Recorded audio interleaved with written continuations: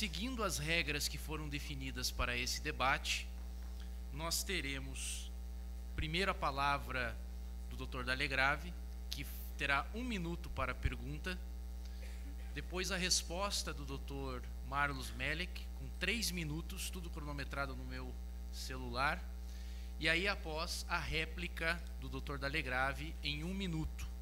Depois faremos o mesmo com o Dr. Melek, e na sequência eu vou ler as perguntas da plateia e daqueles que estão nos assistindo em casa pela internet. Muito bem, passo a palavra ao professor Dalegrave, o debatedor, que terá 1 minuto para a pergunta. Meu caro Marlos, eu gosto muito de você, gosto da tua fala, veludada, você é um gentleman, e inteligente, persuasivo. Não estou sendo irônico, é verdade. Mas, desculpa eu falar, mas eu vejo você numa embalagem bonita num produto que não é legal, né? Então, eu quero fazer uma pergunta para você, para a gente entrar um pouco numa parte mais técnica, mais concreta, né? Veja, existe uma lei da CLT, o artigo 253, que diz que quem trabalha em câmara fria, a cada 1h40, ele tem que descansar 20 minutos. Ele sai daquele frigorífico, né, e descansa 20 minutos. Pela nova lei, o sindicato pode simplesmente dizer não. Imagine uma JBS, assim, por exemplo, que esse tempo foi condenada em 200 milhões, porque fazia absurdos lá. Antes dela ficar famosinha, a JBS, ela fazia absurdos numa ação coletiva, ela foi condenada por umas práticas mais ou menos assim. Imagine, para ser bem sucinto, na nova lei, o acordo coletivo pode dizer, não aplica o artigo 253 e o cara do frigorífico não vai ter esse descanso de 20 minutos a cada 1h40. Lhe parece justo isso? Então, vamos lá. Vejam, nós partimos da premissa que, uma vez feito um acordo coletivo de trabalho ou uma convenção coletiva de trabalho, nós partimos da premissa que foram estabelecidas cláusulas de interesse de ambas as partes. Foi um grande desafio nós respeitarmos o artigo 7º, quando diz que as convenções e acordos deverão ser reconhecidos pelo Poder Judiciário, pela Justiça do Trabalho. Porque nós tivemos que mergulhar justamente em temas delicados, como o que é medida de saúde, o que é medida de higiene, até que ponto as coisas fazem ou não sentido, né? E nós chegamos à seguinte conclusão: se um sindicato entender que é viável que naquele estabelecimento, coisa que a lei não tem como averiguar in loco individualmente pela heterogeneidade e complexidade do país, o sindicato da categoria, onde há paridade de armas, ele se entender correto, podendo inclusive encomendar perícia para isso, enfim, as questões técnicas que vai adotar para defender o seu trabalhador, isso é absolutamente possível. Assim como o sindicato pode dizer não, neste caso, você não pode fazer essa extensão de jornada, não pode fazer esse tipo de compensação, porque é prejudicial à saúde. E, inclusive, nós temos laudos nesse sentido. Ou no sentido contrário, temos laudos que mostram que para essa profissão, para esse tipo de trabalho, é possível que haja extensão da jornada. Porque a mens legis aqui foi a seguinte: o Ministério do Trabalho, as superintendências regionais de trabalho e emprego, demoram demais para fazer essas vistorias e as liberações. Então nós quisemos, na prática, aumentar a velocidade da liberação desse trabalho para não atrapalhar o trabalho, tanto do trabalhador como do empregador, para não travar o desenvolvimento do país. Então, o sindicato vai falar, né? E o sindicato pode dizer, não, aqui eu não concordo, aqui você não faz. E o sindicato vai ser soberano, como está previsto no artigo 7º, o inciso 21 e 26, se não me engano, né? É isso. 1 minuto para a réplica, professor Dalegrave. Ok. O professor Marlos tem a palavra, 1 minuto para a pergunta. Então, hoje nós temos, por dados do CNJ, como eu falei há pouco, 11 mil novas ações trabalhistas por dia no Brasil. Nós somos recordistas em ações trabalhistas no Brasil. É comum uma ação trabalhista ter 40 pedidos para um indivíduo que trabalhou na empresa 3 meses, 6 meses, 7 meses, né? E mesmo que esse indivíduo nada ganhe, ele absolutamente nada perde. Então eu pergunto ao estimado debatedor, nosso querido professor Dalegrave, se Esse contexto, ele é bom ou ruim para o Brasil? Nós termos 11 mil ações por dia, o sujeito pedir 40 coisas, enfim, tudo que eu disse agora. 3 minutos. A estatística diz, professor Marlos, que o pedido que mais frequenta as ações trabalhistas é verba rescisória. Então, você imagine um país onde o trabalhador tem que ir a juízo buscar verba rescisória. Está comprovado estatisticamente. O pedido número 1 das ações é verba rescisória. Então, me parece que quando nós chegamos a esses números, e eu acho números alarmantes, mas isso, na verdade, não adianta você, para resolver o problema da saúde, acabar com os hospitais, por exemplo. Ou você fechar as escolas para acabar com o problema da educação. Na verdade, nós temos uma cultura que vem do coronelismo, que é a cultura da arrogância, que quando o trabalhador esboça alguma pergunta para o empregador, alguma dúvida, ele diz assim: você não está satisfeito? Você vai procurar teus direitos, você suma-se da minha frente. Então, essa é uma cultura, não vou dizer para todos, mas, de uma certa forma, isso também fomenta o número de ações. Essa cultura de não dialogar, de não conversar. Que consideração que esse empregador, às vezes, tem com o seu empregado, que trabalhou 10, 15, 20 anos. E não bastasse isso, a gente verifica inadimplência também. Se não fosse inadimplência, todas as ações seriam julgadas improcedentes. A partir do momento que o índice de improcedência total, tirando um ou outro juiz que adora improcedência, tem juiz que só dá improcedência, né? Mas tirando essas exceções, a gente percebe que o pedido foi acolhido, é porque esse trabalhador efetivamente tinha direito. Eu concordo com a tua fala que nós tínhamos que tentar reduzir mas nós tínhamos que também criar uma cultura de levar mais a sério os direitos trabalhistas. Você pode ver o direito de propriedade, por exemplo, se eu pego alguma coisa que não é minha, é um absurdo, vai preso. Agora, se eu sonego um direito trabalhista, não tem problema, vamos fazer um acordo. Então tá, você sonegou 30 mil, mas paga 10. Então você veja o status que você dá em sonegar direitos sociais, direitos trabalhistas, é um direito de terceira classe, se você comparar com os direitos de propriedade ou os outros direitos. Então nós teríamos que mudar. Eu fiquei muito feliz quando você fala que na tua empresa tinha não sei quantos mil empregados e você só teve 3 ou 4 empresas. E aí eu começo a ver que quando você fala essas coisas bonitas, é uma boa fé, há uma boa fé do teu lado, que acho que você foi um bom empregador. Mas eu lamento dizer que não é essa a realidade, infelizmente. Nem todos os empregadores são tão legaizinhos assim com seus empregados e que tratam com dignidade. Então, me parece que reduzir esse número de ações trabalhistas passa por outros fatores. 1 minuto para a réplica. Muito bem. Vejam, é verdade, pelos números do CNJ, que dos 20 temas mais demandados no Brasil no Poder Judiciário, 8 são direito do trabalho. E o primeiro colocado é direito do trabalho, justamente verbas resilitórias. Mas eu fazia no passado 30 audiências unas por dia, agora baixei para 14, porque por motivos operacionais, né? E eu abria o processo e pegava verba acessória. Perguntava: escuta, senhor, não recebeu suas verbas acessórias? Não recebi. Mas que então? Não, estou pedindo diferença. Então vejam, precisamos desmistificar isso. Não é assim. De cada 30 audiências que eu faço por dia, que fiz ano passado, em 2 o sujeito efetivamente não recebeu a verba rescisória. E daí porque o empregador fugiu, quebrou. Agora, normalmente se paga. Normalmente se paga. Isso eu tenho como provar pela vara do trabalho. Né? Paga. O que se postula são diferenças, e aí, como no PJF você tem que clicar lá qual que é o assunto, e não tem diferença, só tem verba rescisória, e você acaba tendo que colocar a verba rescisória, dá a impressão que ninguém recebe nada. Tempo. Muito bem, vamos agora para a pergunta da plateia, de quem está nos assistindo em casa. O desembargador Manuel Toledo, do TRT da 15ª Região, pergunta ao Dr. Marlos, que terá 3 minutos para a resposta. Obrigado, Dr. Manuel, pela sua audiência. Por que, única e exclusivamente, o dano moral trabalhista, Dr. Marlos, deve ser objeto de prévia e máxima tarifação no projeto de lei? Muito obrigado pela pergunta. Na verdade, não se trata de uma tarifação, como aconteceu, por exemplo, na lei de imprensa, em que Carlos Cóssio dizia, sendo A deve ser B, sendo não A deve ser não B. Não é isso. Nós fizemos a criação de bandas. E por que no direito do trabalho?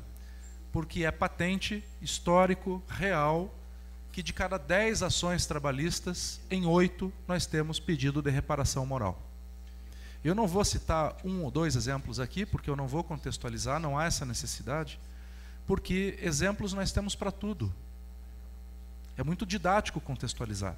Até exemplos bizarros aqui de pedidos de dano moral. Mas não é o caso. Vamos ser técnicos, vamos fazer um debate profundo mesmo aqui. Nós, até a Constituição de 88, o pedido de reparação moral era juridicamente impossível.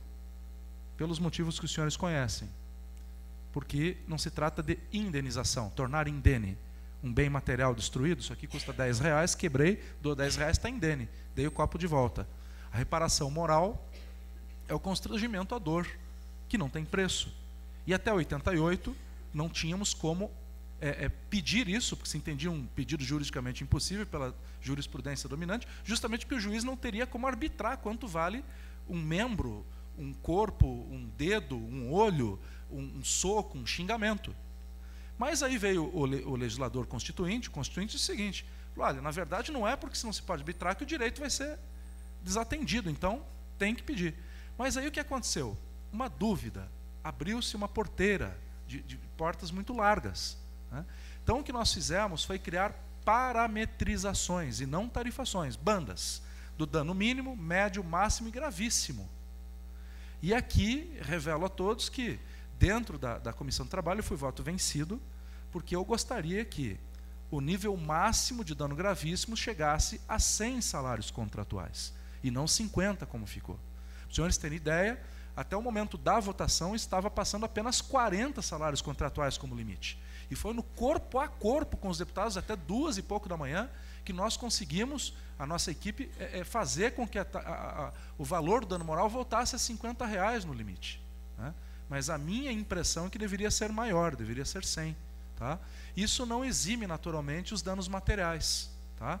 Então, por que na Justiça do Trabalho?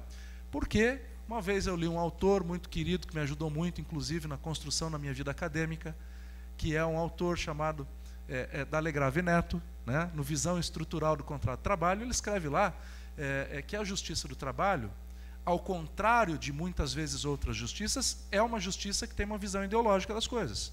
E que isso ostensivamente é bom, porque os clientes dessa justiça já sabem que funciona assim, né? Isso é verdade. Mas nós não podemos credenciar a justiça a um grau de ideologia. Tanto que os debates precisam ser permeados sem emoção e sem ideologia para que nós criemos um plano de racionalidade. Então, essa parametrização é necessária porque nós temos aí condenações elevadíssimas e que precisam ser revistas, como bem o doutor D'Alegrave colocou, que muitas vezes as turmas não se entendem e muitas vezes nem os ministros se entendem. Precisamos dar previsibilidade. Doutor D'Alegrave, uma pergunta que chegou para nós. Peço que, por favor, coloquem o nome e a quem a pergunta é dirigida. A gente agradece.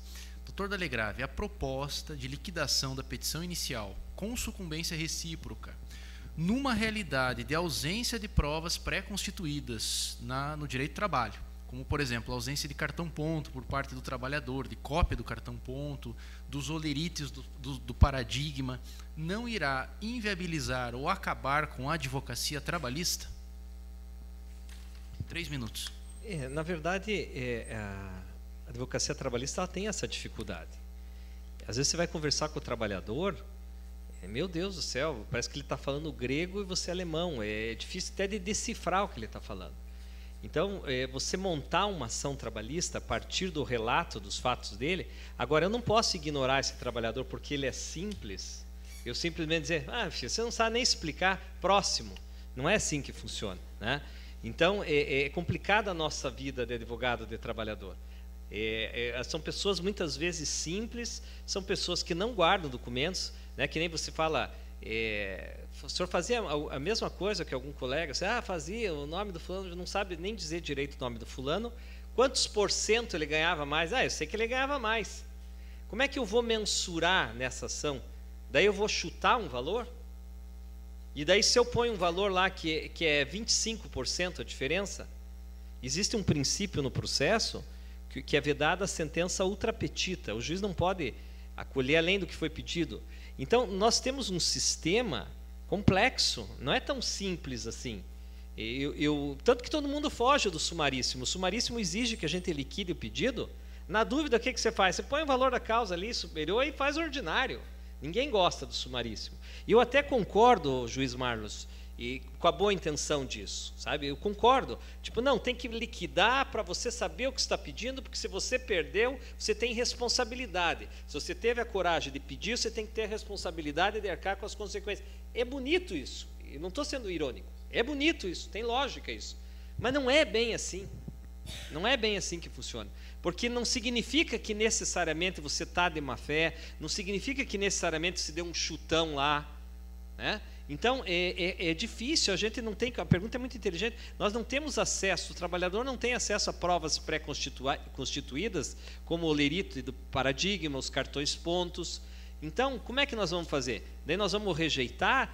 Então, tem que olhar, eu acho, sabe, juiz Mário, só para encerrar, você olha muito o lado do empresário, e olha com carinho, e olha com razão, o que você diz tem lógica, sim, e tem argumento. Mas tem o outro lado também, tem o lado do trabalhador, sabe? E não adianta assim, mas o trabalhador ele está triste porque ele está desempregado. Tá, mas então é mais ou menos ser contente com isso aí, fique quieto. Quer dizer, de graças a Deus que você está trabalhando e que você não está desempregado, não é bem assim. Eu parto de um outro tipo de visão. Eu acho que ser trabalhador, ele merece receber um salário digno, se ele fez horas extras, ele tem que receber, se ele faz a mesma função que o paradigma, ele tem que ganhar o mesmo salário. Sabe? Você não pode inibir esse trabalhador de buscar os seus direitos sociais, né? Então, eu parto de outra perspectiva, ainda que eu reconheça os teus argumentos, mas eu parto de outra perspectiva. Muito bem, damos encerrado essa primeira rodada. Agora, iniciamos a segunda rodada de perguntas pelo juiz Marlos Melli, que tem 1 minuto para a pergunta, doutor Dalegrave, 3 minutos para a resposta, e juiz Melli, que daí 1 minuto para a réplica. Vemos que a CLT é de 1943 e ela trata a mesma padaria do seu bairro do jeito que trata a Petrobras, né? Ela trata a padaria do seu bairro do mesmo jeito que trata a Petrobras. Segundo dados do IPEA, o Instituto de Pesquisa Econômica Aplicada do Governo Federal, SEBRAE e AMIC, entre 60% e 70% dos empregos do Brasil são gerados por empresas que têm até 15 empregados. Então, eu pergunto ao professor o seguinte, o fato de termos uma CLT de 43 e que trata desiguais de forma tão igual, isso é bom para o Brasil? 3 minutos. Primeiro, a nossa CLT de 1943, mas ela já sofreu muitas alterações, centenas de alterações, sabe? Ela só tem a mesma raiz, né? E mais do que isso, o Arnaldo Siquim, que fez essa CLT, ele tinha um espírito tão moderno que o Código Civil de 2002 se inspirou em muitos dispositivos dessa CLT. Então não é porque ela é antiga que ela não responde aos anseios. Nós temos, eu vi um artigo esse tempo, são mais de 200 alterações na nossa CLT. Então, quer dizer, é muito fácil dizer, de 1940, mas ela foi sofrendo alterações. A segunda questão, eu acho que é válido a dosimetria da proteção. Eu sempre falo isso em sala de aula, em palestra, o juiz que tem que fazer essa dosimetria. Então, quando uma coisa, por exemplo, um semi-analfabeto, um boia fria, que ele vai dizer para o juiz, diz assim, eu assinei isso aqui, mas eu nem sei o que eu estava assinando. Outra coisa é um gerente de RH dizer, eu nem sei o que estava assinando. Então, essa dosimetria, quem faz é o julgador, e tem que fazer. Tanto que existem os autos empregados, artigo 62. Agora, a essência, como o professor Rodrigo falou aqui, quando ele foi palestrante do painel, a essência é que o signatário, quando ele firma um contrato de emprego, ele já está numa posição de vulnerabilidade contratual. Eu até concordo que existem graus de vulnerabilidade, que nós não podemos dizer que todo mundo é igual, mas a dosimetria é o julgador e não o legislador que deve fazer. 1 minuto para a réplica. Então, aqui, quando o nosso eminente professor diz que é o julgador que deve fazer, ele está chamando o Estado. É o Estado interferindo na vida das pessoas. Como nós não conseguimos fazer uma CLT, seja de 43, seja ela revigorada em 2017, ser adequada para todas as categorias, atividades econômicas e profissões, é que nós apostamos firmemente na convenção coletiva e no acordo coletivo. Porque é o acordo e a convenção coletiva que vivem anualmente a situação de cada região, da vocação de cada região e do aquecimento econômico do lugar. E que sabe qual necessidade cada trabalhador tem.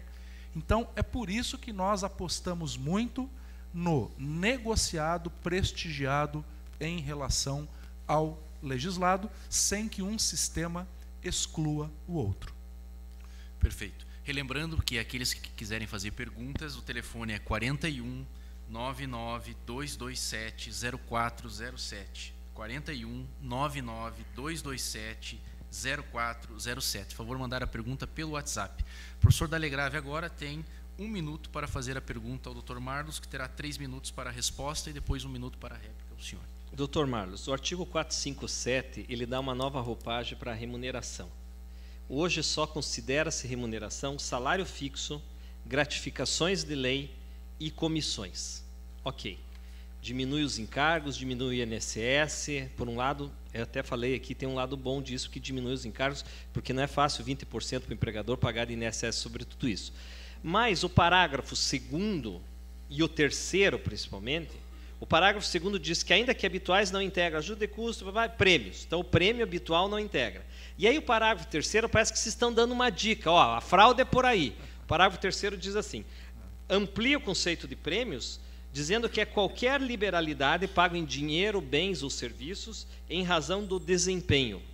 Tudo bem, tem esse lado que o senhor nos traz bem colocado. Mas não lhe parece que isso também vai abrir uma porta para o seguinte, eu pago 1.000 de salário para o empregado e encho ele de prêmios e verbas, e aí quando ele vai tirar férias, 13º, aposentadoria, nada disso será computado. Quer dizer, eu dou o mínimo básico para ele e o resto tudo alijado do conjunto remuneratório. Não lhe parece que pode acontecer isso? 3 minutos. Na verdade, a intenção é encorajar os empregadores a darem mais dinheiro para os trabalhadores. Hoje, grosso modo, tudo que o empregador dá para o empregado vira salário. E não pode mais ser retirado, porque ingressa no patrimônio jurídico do trabalhador. O que a empresa faz? Não dá. Ou dá num valor menor, para diminuir o risco. Em vez de eu dar 1.000, eu vou dar 200. Em vez de eu dar 2.000, eu vou dar 700. Então, o que nós estamos fazendo, e isso é uma revolução no conceito de remuneração e salário, nós estamos dizendo que o salário é aquilo que for acertado entre as partes, respeitado o mínimo da convenção coletiva.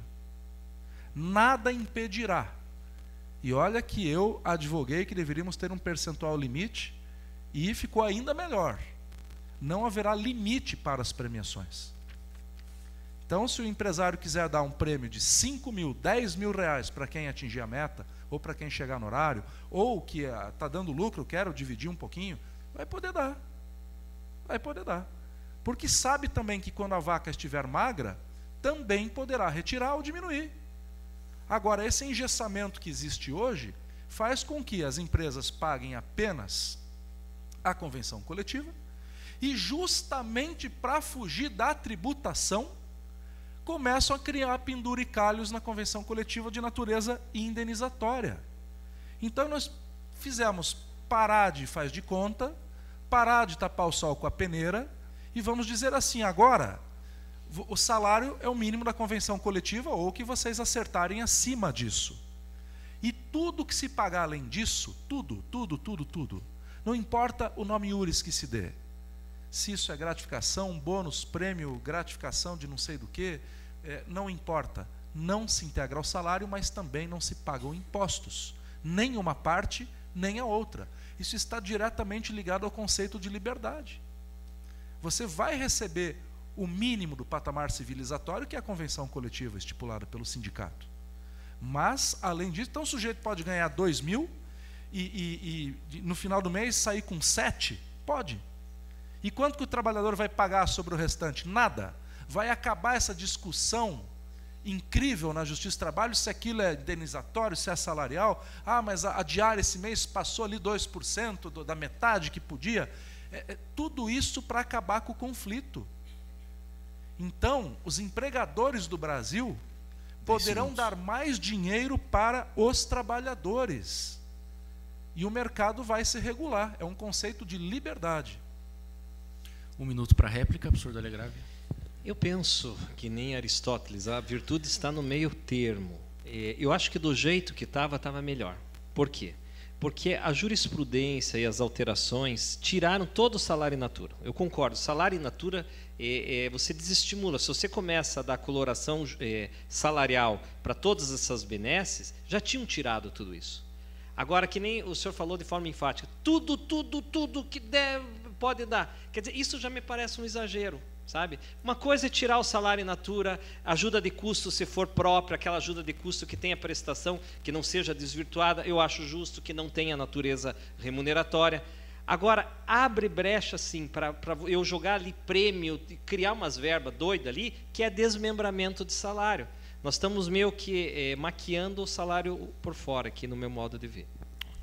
Perguntas posso fazer uma correção técnica bem rapidinho, não é nem sobre a fala dele, é só para esclarecer o público que todos os adicionais legais continuam sendo verba salarial e estão mantidos, tá? Só para esclarecer. Pergunta do público ao juiz Marlos Melek, que terá 3 minutos para a resposta. Dr. Marlos, sobre a jornada intermitente. O salário do indivíduo é absolutamente desconhecido. Nem o empregador sabe, nem ele saberá. Ou seja, o indivíduo sequer poderá ter crédito bancário. Juiz Marlos, a jornada intermitente é um contrato de servidão voluntária? Não, de forma alguma. O contrato intermitente existe há mais de 80 anos nos Estados Unidos da América. Está vindo para o Brasil agora. Mas eles estão errados, nós é que estamos certos. Né? O que acontece? O trabalho intermitente é aquele trabalho que o trabalhador terá a carteira assinada. Hoje, 54% dos trabalhadores do Brasil não têm carteira assinada, estão na informalidade, estão à margem da lei. Eles não têm direito a férias, hora extra, 13º, intervalo intra-jornada, FGTS e INSS, não vão se aposentar. Mais da metade, porque o Brasil não é a Avenida Batel, o Brasil não é a Avenida das Torres, nem a Avenida Paulista. O Brasil é BR-153. E mais da metade não tem acesso a tudo que a gente vê aqui. Então é para esses que hoje fazem bico, que trabalham e tal, que existe o trabalho intermitente. Ele vai poder ter múltiplos vínculos e o salário é muito conhecido, sim. É o piso daquela categoria do sindicato. Então há uma pequena impropriedade na pergunta, certamente feita por desconhecimento, que é natural pela novidade da lei, mas é o piso do sindicato daquela categoria, naquela região. Esse é o salário do cara. Aí se ele vai ser chamado 5, 6 vezes, 7, ele pode recusar. Porque qual que é a nossa ideia? Olha, não vou trabalhar para você nesses 15 dias que você me chamou para desenvolver aí o software da TI, porque a outra empresa me chamou já nesse período e está me pagando mais. Fala, opa, está pagando mais, eu te pago mais se vir trabalhar para mim, porque eu estou precisando. Esta é a lógica. E respeito opiniões em sentido contrário.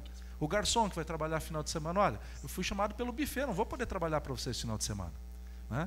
E o trabalho intermitente ele é muito importante pelo seguinte: qual empresa de segurança que consegue ter 200 homens para cobrir um Atletiba final de semana e manter todos com carteira assinada num contrato ordinário, normal? É inviável. Gente, isso é realidade.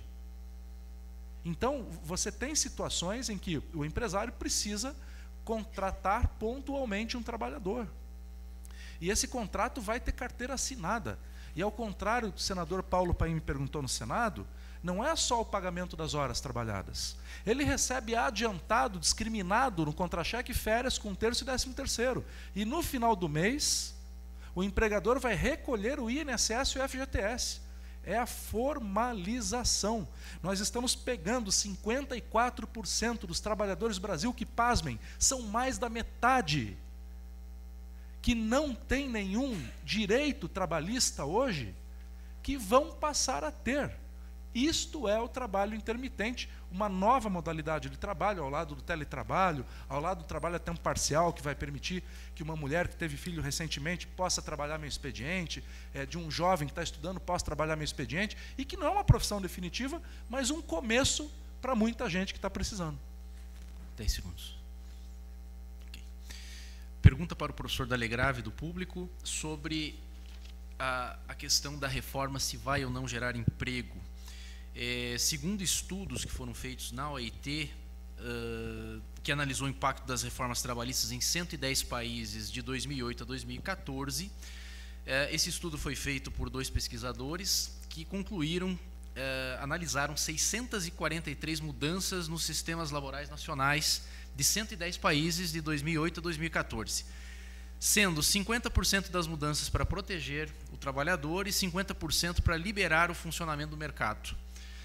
Essa pesquisa concluiu, que não houve efeito estatístico relevante sobre o nível de emprego e que o desemprego continuou inalterado. A pergunta é a seguinte: a reforma de mais de 100 artigos da CLT, professor Dalegrave, não é um tiro no pé do mercado de consumo? Em que medidas a reforma trabalhista vai aumentar a demanda do mercado interno? 3 minutos.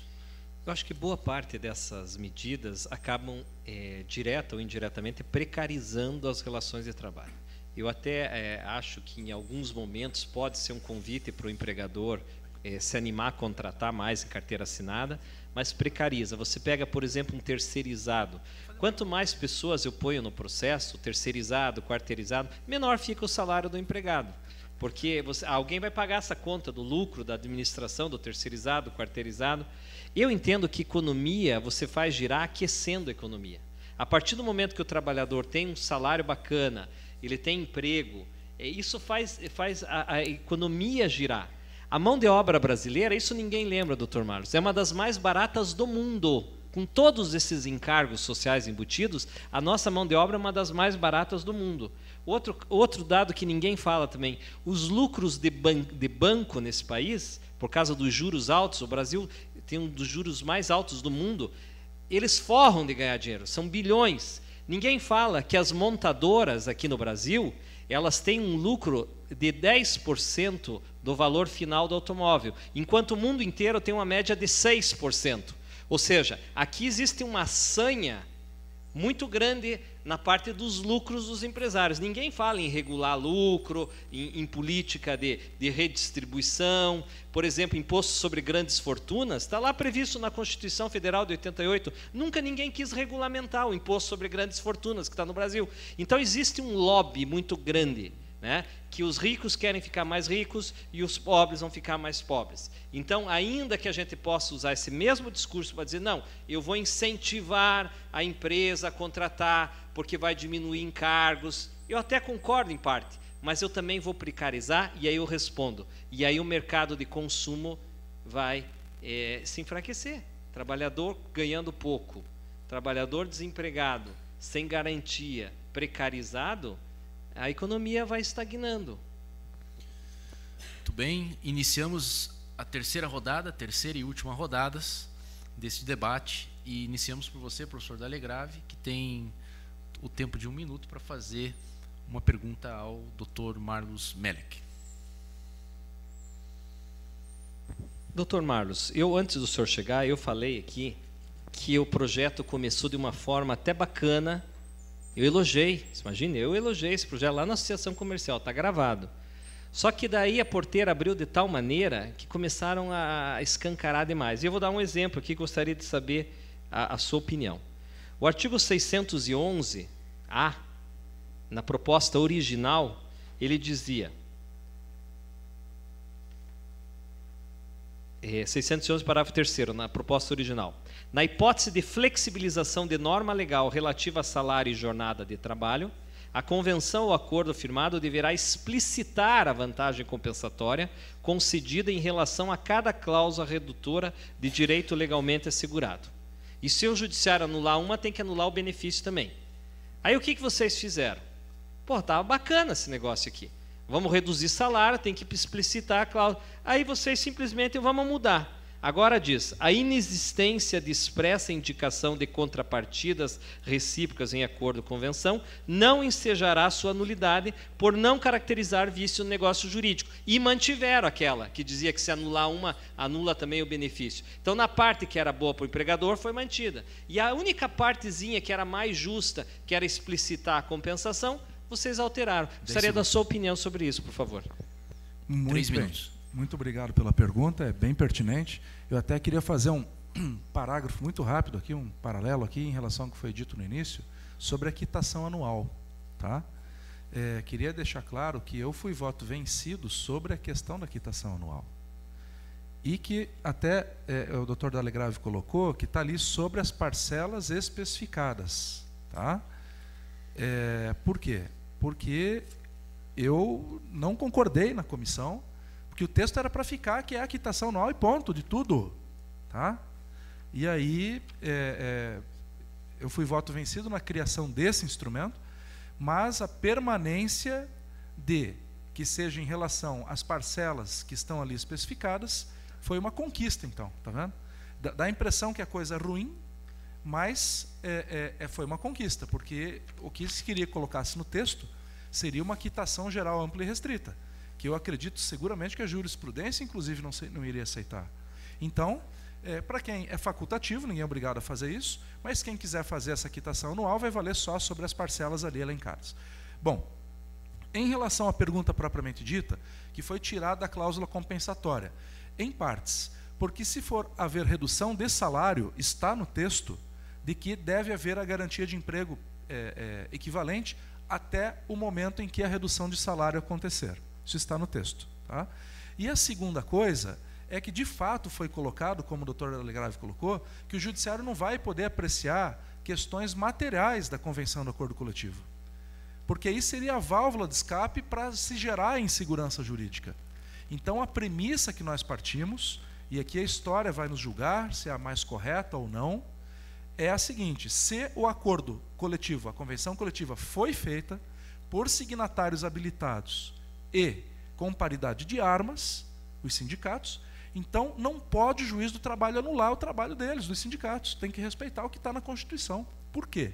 Porque o juiz do trabalho não participou da rodada de negociações. O juiz do trabalho não sabe das dificuldades que estão informando aquela categoria, aquela profissão, aquele mercado, aquela região, aquela vocação econômica daquele momento. O juiz do trabalho desconhece. Então não pode o juiz dizer, não, essa cláusula aqui não compensa essa. Como não? Nós vamos partir da premissa que, se foi feito por signatários habilitados com paridade de armas, nós vamos presumir que o acordo só se consubstanciou, que o acordo só aconteceu porque foi melhor para ambas as partes. Não cabendo ao juiz, ao desembargador, ao ministro, 10 segundos. numa intervenção do Estado, dizer o que é melhor para eles, mas eles mesmos saberem o que é melhor. Portanto, não quisemos deixar essa válvula de escape para poder sair anulando as coisas. 1 minuto, professor Dalegrave. Réplica. Você usou uma palavra-chave: os sindicatos com paridade de armas e sindicatos credenciados. Se nós soubéssemos como são feitas as salsichas e as leis e as negociações coletivas nesse país, nós não comeríamos salsichas, nós não acreditaríamos no legislativo e muito menos em negociação coletiva.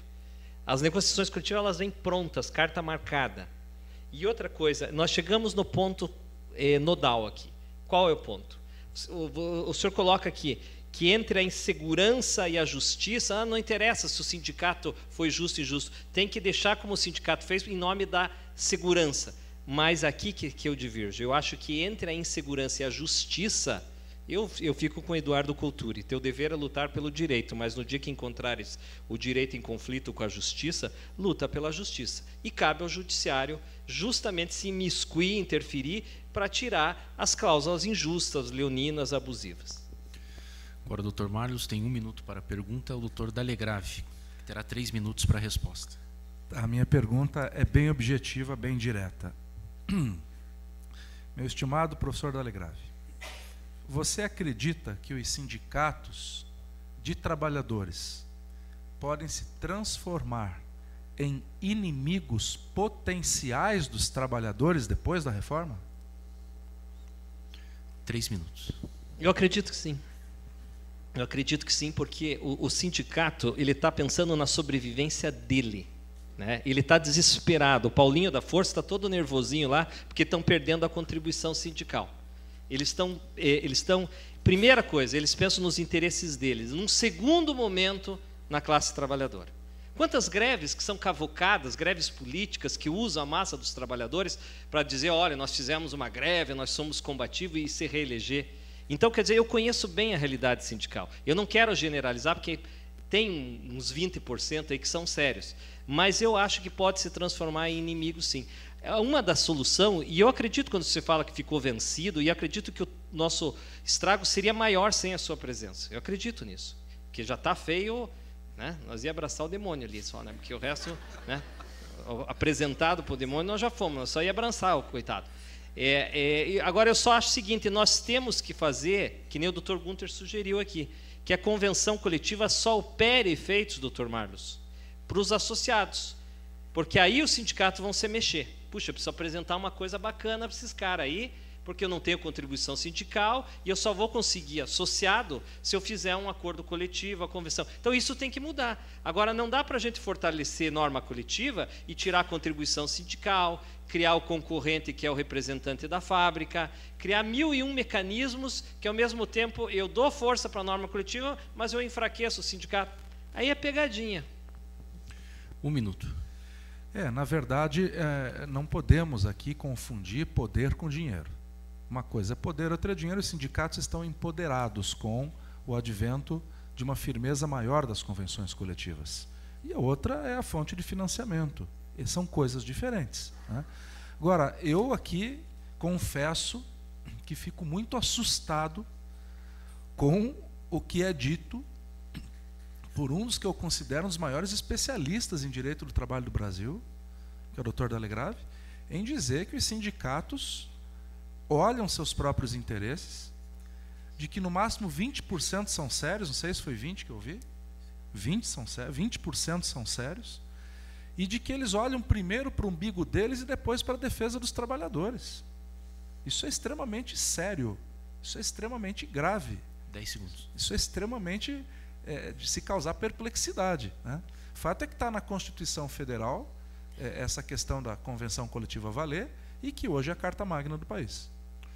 Vamos às perguntas do público. Muito obrigado àqueles que estão nos prestigiando pela internet. Ficamos muito felizes em nome da comissão e da OAB, ficamos muito contentes com as perguntas que estão sendo enviadas. Pergunta ao juiz Marlos Melech. São 2 perguntas, vamos tentar emendar uma na outra. No caso do trabalho intermitente com duração inferior a 15 dias no mês, serão pagas férias proporcionais em qualquer duração? E emendando, pergunta da doutora Sabrina Sanabria, obrigado pela pergunta. Será possível aplicar o contrato intermitente ao contrato temporário? Certo. A primeira pergunta, então, obrigado pelas perguntas. A pergunta do trabalho intermitente. Se ele trabalhar 3 dias no final de semana, ele recebe, sim, pela nova lei, pelo projeto de lei que pode virar a nova lei, ele recebe, sim, as férias proporcionais dos dias trabalhados com terço, mesmo que ele trabalhe menos do que os 15 dias, que seria a meação, né? O meado de mês. Tá? Então, sempre vai receber férias proporcionais de 13º, inclusive adiantado. Tá, eu só sugiro que, então, desculpe interromper, não, para pôr isso, né, na lei, para deixar mais claro. Eu fico feliz com isso. Sim, isso é um fato. Que vai ter isso aí, mesmo que seja menos de 15 dias. Não, com certeza é devido e adiantado ainda, né? Isso nós temos dito desde o princípio. E a segunda pergunta, perdão, eu não estou. A segunda pergunta é do Rafael Sanabria, doutor Rafael. Será possível aplicar o contrato intermitente ao contrato temporário? Ao contrato temporário? Não. São leis específicas e o contrato temporário é regido por uma lei específica, não poderá ser aplicado o trabalho intermitente ao contrato temporário. Por quê? Porque o tomador faz um contrato com a empresa de terceirização ou com a empresa de mão de obra temporária, né? E o contrato deve seguir o contrato ordinário. Você só vai poder contratar diretamente, sem interposta pessoa, um trabalhador intermitente, o que também é uma vantagem, né? Você contrata diretamente esse trabalhador e não através de uma outra pessoa. Uma pergunta que me foi feita, aproveitando esse gancho, e que eu penso que é muito interessante, é que um prefeito me perguntou por esses dias se o contrato intermitente poderia ser aplicado pelos entes públicos. Então o prefeito me disse, olha, cidade pequena, poucos recursos, demandas pontuais, posso fazer um concurso público para contratar seletista por trabalho intermitente? Eu refleti e cheguei à conclusão de que sim, né? De repente você tem determinadas atividades no município que são feitas mais numa época do ano ou menos na outra, e teriam dezenas de exemplos aqui, e hoje as prefeituras do país inteiro estão quebradas, falidas, né? Esse sistema que nos conduziu até aqui quebrou o país. Os governadores de estado estão administrando folha de pagamento, as prefeituras estão falidas, o INSS está quebrado, entendeu? Teve a desvinculação das receitas da União, que contribuiu muito com isso recentemente, né? Mais de 20% aí em relação a isso, na Previdência Social. Então, é fundamental que a gente também olhe para o poder público nesse momento, porque o país está numa situação realmente lastimável. E, repito, isso não aconteceu da noite para o dia. Isso não aconteceu do mês passado para agora.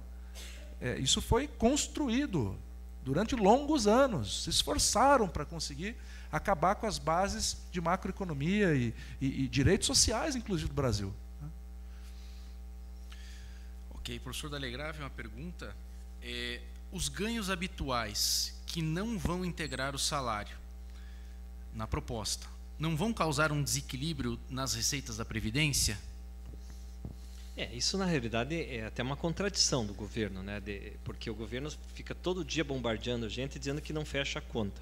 E agora vem uma medida nesse sentido que vai contribuir menos. Mas, por outro lado, eu vou ser coerente com o que eu disse, eu festejei isso, porque eu acho que, independente da conta do governo, porque o governo também, isso é outra falácia, que a conta não fecha. Não fecha porque desviam a finalidade da Previdência. Porque não é possível alguém que desde os 18, 19 anos paga INSS, o empregador contribua 20%, vão gerir mal lá no inferno esse INSS, porque entra muito dinheiro. Então esse negócio de dizer que não bate a conta, isso na verdade é um lobby das previdências privadas. Só para nós entendermos um pouco a conjuntura. Existe um lobby com muito dinheiro, se duvidar daqui a pouco vai ter uma CPI, daqui a uns anos vão descobrir quantas comissões estão tendo aí das previdências privadas. Porque a partir do momento que eu me desanimo com o INSS, o que vai acontecer? Eu vou optando, por exemplo, se eu sou a dona de casa, que pode recolher o carnezinho do INSS como autônomo. Eu vendo tudo isso aí, eu vou dizer, não, eu vou recolher na previdência privada, do Itaú, do Bradesco, da Sul América. Quer dizer, e aí o que vai acontecer? Você está desestimulando o INSS e fazendo migrar para a previdência privada. É mais um escândalo que nós vamos verificar daqui a uns tempos. Então, respondendo à pergunta, desonera a Previdência? Desonera, mas eu acho a medida boa. Uma das poucas coisas boas aqui, uma meia dúzia de coisa boa tem, e uma das coisas boas aqui, turma, é que o nosso prazo, vamos falar de coisa boa, né? O prazo dos advogados é em dias úteis. Quero agradecer em nome da advocacia, né? Que graças a Deus tinha uma notícia boa para nós, né? Não, e tem o prazo da contestação também, mudou, né? Até a audiência agora. Porque o novo CPC já dizia isso, mas a gente não podia aplicar o novo CPC porque a CLT não é omissa. Então agora, com a nova lei, não tem mais desculpa, eles vão mudar a redação da CLT para dizer que a contagem dos prazos são de... Então, aleluia, uma sexta-feira, 20 para as 8, uma noticinha boa, um happy hour, vai bem, né? Bom, a terceira rodada está encerrada e eu passo a palavra, segundo o critério que foi definido, ao Dr. Marlos Melek, que terá 2 minutos para suas considerações finais, e depois ao Dr. D'Alegrave. Olha, eu primeiro agradeço a iniciativa da OAB Paraná, essa transmissão ao vivo, vocês que estão em casa também, todos vocês aqui. Agradeço muito a oportunidade, um debate racional, né? Isso é importante para se evoluir no Brasil. Todos os assuntos devem ser tratados com essa seriedade, não só o direito do trabalho. Nós temos que abstrair um tanto da ideologia de todos os setores. O Brasil não pode continuar dividido. Nós precisamos de um ponto de inflexão que traga novamente a união no Brasil. Não dos radicais de direita nem de esquerda, porque isso não tem jeito. Mas nós precisamos unir os brasileiros de boa fé e começar o desenvolvimento. Eu gostaria de encerrar dizendo aqui nessa casa de advogados que nós não estamos em momento algum aviltando o direito de ação, que é abstrato e constitucional. Nós estamos sim criando mais responsabilidades. Recebam isso dentro da concepção do grau de experiência que cada um de vocês tem. Mais responsabilidade de todos, especialmente do profissional advogado que conhece o direito, tá? Em relação ao acesso. Até porque, em relação à sucumbência e os pedidos razoáveis, nós deixamos propositalmente omissa a questão de se poder aplicar o CPC, isso é proposital, de que se a causa for de alto valor ou valor inestimável, o juiz poderá arbitrar os honorários sucumbenciais, os honorários advocatícios. Tá? Então, isso é para não inibir o acesso ao judiciário em relação à lesão, qualquer possibilidade de ameaça à lesão ao direito. Nós acreditamos que a jurisprudência vai demorar para se assentar nesse tema. Partam da premissa que a lei foi feita de boa fé. Quando a mulher tiver, por exemplo, em estado gestacional de risco, vai adiantar o pagamento da licença maternidade. Mas eu já ouvi de um sindicalista: vocês estão adiantando a licença e quando ela tiver o filho ela não vai ter direito à licença. Não é isso. É muita maldade na interpretação, entenderam? A lei foi feita com boa fé. A lei foi feita para evoluir. Eu tenho a convicção de que, se nós aprovarmos essa norma, nós teremos uma das legislações mais modernas do planeta num Estado social. Num Estado social. Eu encerro dizendo que, em tantos debates, isso apareceu num pequeno meme da internet, né, que nos Estados Unidos não tem muita coisa que tem aqui. E não só os mais humildes, mas como os mais abastados querem trabalhar lá. Então algo precisa ser feito. Todos nós aqui nessa sala queremos mudança. Mas mudança só se acontece mudando. É redundante, é pleonástico, é vicioso. Mas a mudança só acontece mudando. Só se faz omelete quebrando os ovos. Então, o tipo da coisa, começar pela trabalhista, eu defendo não a trabalhista, eu defendo todas. Reforma da matriz comercial, energética, a reforma do judiciário, a reforma administrativa, a reforma da previdência, a reforma trabalhista. E se começou por aqui, que bom, porque nós daremos o exemplo para os brasileiros que é possível mudar, que é possível construir um país novo a partir do direito do trabalho. Uma boa noite, muito obrigado. Obrigado, doutor Marlos. Em nome do nosso presidente, agradecemos, doutor Noronha, agradecemos muito a sua vinda aqui a Curitiba. Senhor Dalegrave, 3 minutos. Doutor Marlos, eu primeiro quero pedir desculpas se eu excedi em alguma indelicadeza. Não tenho nada contra o senhor, muito pelo contrário.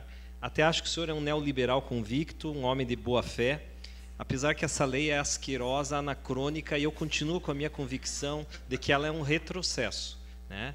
Mas não é ironia, não é sarcasmo, né? Eu acho que são coisas distintas. A sua defesa como um liberal, um neoliberal convicto e que fala porque acredita, né? E talvez a minha defesa em sentido diametralmente oposto, né?